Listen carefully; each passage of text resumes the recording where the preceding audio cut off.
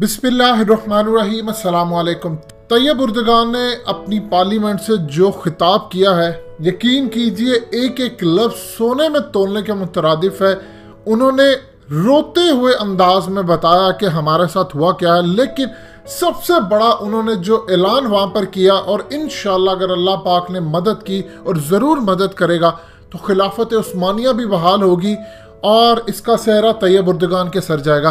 तैयब उर्दगान ने बहुत बड़ी स्टेटमेंट दी। उन्होंने कहा कि यरूशलेम हमारा है, ये खिलाफत उस्मानिया के अंडर हज़ारों साल से रहा और ये सिर्फ और सिर्फ हमारा है। यानी ओपनली उन्होंने बात कह दी कि अब खिलाफत उस्मानिया की बहाली होगी और हम इसको वापस लेकर रहेंगे।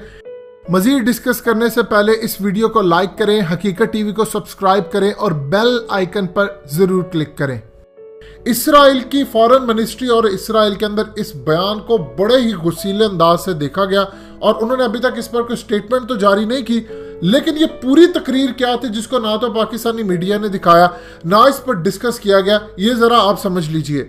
तैयब उर्दगान ने कहा कि पहली जंग अजीम के बाद हमने आंसुओं के साथ रोते हुए अपना ये इलाका छोड़ा, हम ये भूले नहीं हैं। ये सिर्फ खिलाफत उस्मानिया के मातहत हज़ारों साल से रहा और ये सिर्फ हमारा है। ये यहूदियों का कभी ना हो सकता था, ना है और ना कभी होगा। ये हमारा किबला अव्वल है और हमने जिन आंसुओं के साथ इसको छोड़ा है हम वो भूले नहीं हैं। तैयब उर्दगान की इस बात से आज एक शख्स, शायद हमारे लोगों को अंदाजा ना हो, उसका नाम था Henry Joseph. Henry Joseph basically एक फ्रेंच जर्नल था और खिलाफत उस्मानिया टूटने के बाद ये सुल्तान सलाहुद्दीन अय्यूबी की कब्र पर गया और वहां पर जाकर जो उसने तारीखी अल्फाज कहे वो आज तक हिस्ट्री में लिखे जाते हैं। ये सुल्तान सलाहुद्दीन अय्यूबी की कब्र पर गया और उसने लात मारी जाकर कब्र को और कहा, awake Salahuddin, We have returned। Salahuddin Salahuddin Ayyubi को कहा जाता है। कहा सलाहुद्दीन अय्यूबी को, सलाहुद्दीन उठो, हम वापस आ गए हैं। मेरा आज यहाँ पर होना ये बताता है कि सलीब की विक्ट्री हो गई है और हिलाल की शिकस्त हुई है, यानी इस्लाम की शिकस्त हुई है और आज सलीब गालिब आ चुकी है। ये वो अल्फाज थे जो अगर हमें बताए जाते, कौन बताएगा ये अल्फाजों को।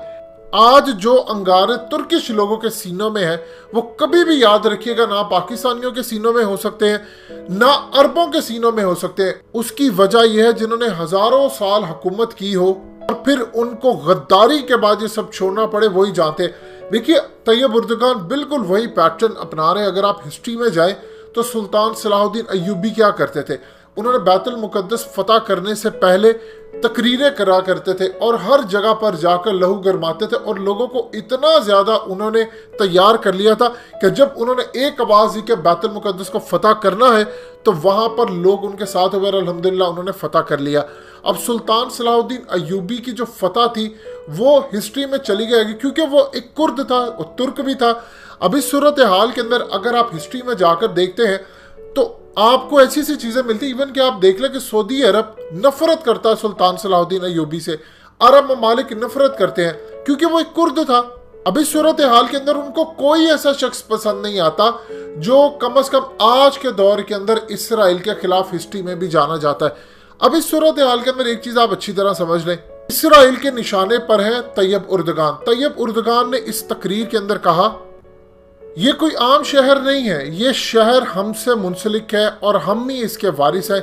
ये हमारा पहला किबला अव्वल है और ये क्रिश्चियनिटी और जुडाइज्म दोनों के लिए भी अहम है, लेकिन हमारा यहाँ पर रूल है क्योंकि ऑटोमन एम्पायर ने यरूशलेम के अंदर 1516 से लेकर 1917 तक यहाँ पर हुकूमत की और मॉडर्न तुर्की जो है, जितने भी ये तुर्किश है, ये कहते हैं कि हम उसके वाली वारिस हैं और हम ही रहेंगे।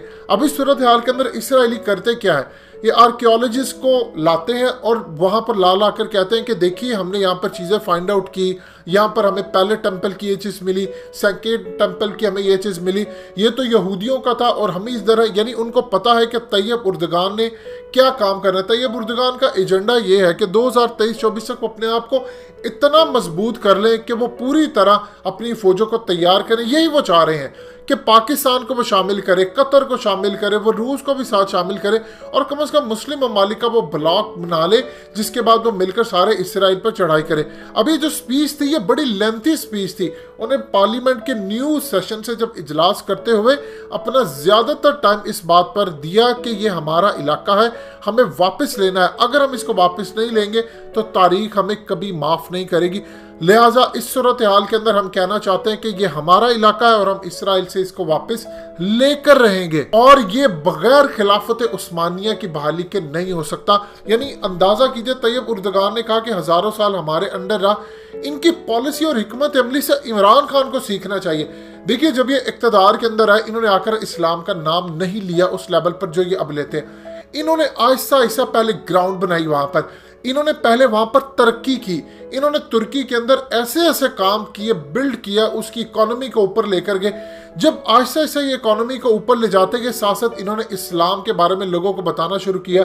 अब आप ये देखिए, एक पाकिस्तान के टीवी चैनल्स पर ड्रामा लगता था मेरा सुल्तान, अब उसके अंदर असल में जो तारीख बताई जाती थी वो इंतहाई घटिया थी और तैयब उर्दगान ने उसकी शदीद मुखालफत की। इसीलिए उसने फैसला किया था कि मैं हर सूरत रिवाइव करूंगा ऑटोमन अंपायर को, खिलाफत उस्मानिया को।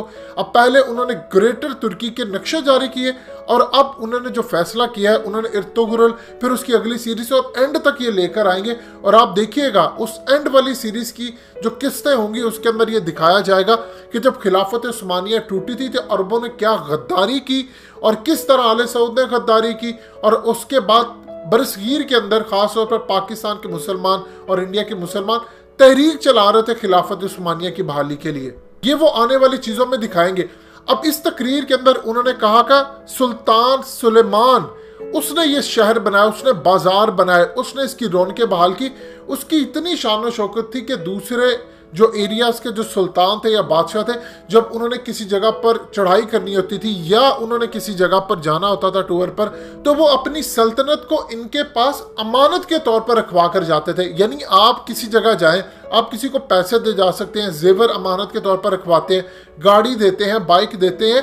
वो ऐसा जबरदस्त सुल्तान था कि लोग और दूसरे बादशाह अपनी सल्तनत उसके पास अमानत के तौर पर रखवाते थे कि जब हम आएंगे आपसे लेंगे। अब देखिए, गलतियां हमेशा हुई है तो जवाल आता है, ये ज़हन में रखिएगा मुसलमानों से।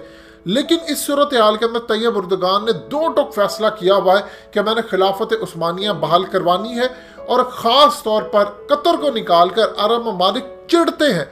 जब खिलाफत उस्मानिया की बात होती है तो ख़ास तौर पर सऊदी अरब वाले चिढ़ते हैं, क्योंकि जब जो चैप्टर खुलेगा और अब इन्होंने जो आगे दिखाना है अपने ये जो इर्तुगरुल ड्रामे और आगे लेकर जब ये चलेंगे, तो इस सूरत हाल के अंदर वो भी आपको सीन देखने को मिलेंगे कि जब खिलाफत उस्मानिया टूट रही थी तो उस वक्त अरब ममालिक किस तरह यहूदियों के लिबास में, यानी लॉरेंस ऑफ अरेबिया, ये सबको पता है किस तरह वो अरब बन के आया था, इनके साथ मिलकर उन्हें गद्दारी करवाई। तो जब ये चैप्टर पूरी दुनिया को दिखाया जाएगा तो आले सऊद का वो कहेंगे कि देखो ये फेस है, ये इस तरह सऊदी अरब पर कब्जा हुआ, ये देखिए ये अरब ममालिक ने इस तरह किया। कतर के बारे में तो ये ओपनली कहते हैं कि ये तो जानशीन है खिलाफत उस्मानिया के, लिहाजा हम इनके साथ खड़े हैं। अब आने वाले वक्त के अंदर एक चीज़ आप अच्छी तरह समझ लीजिए कि तैयब उर्दगान ने अब ये जो ऐलान किया है कि ये यरूशलेम हमारा और हम इसे लेकर रहेंगे और ये खिलाफत उस्मानिया के अंडर रहा था, तो इसका ये मतलब है कि तुर्की के साथ अब इसको शामिल करने के लिए पूरी तरह तैयार है। दोस्तों, हकीकत टीवी को सब्सक्राइब करना मत भूलिए, वीडियो को लाइक करें, शेयर करें और कमेंट सेक्शन में अपनी राय का इजहार जरूर करें।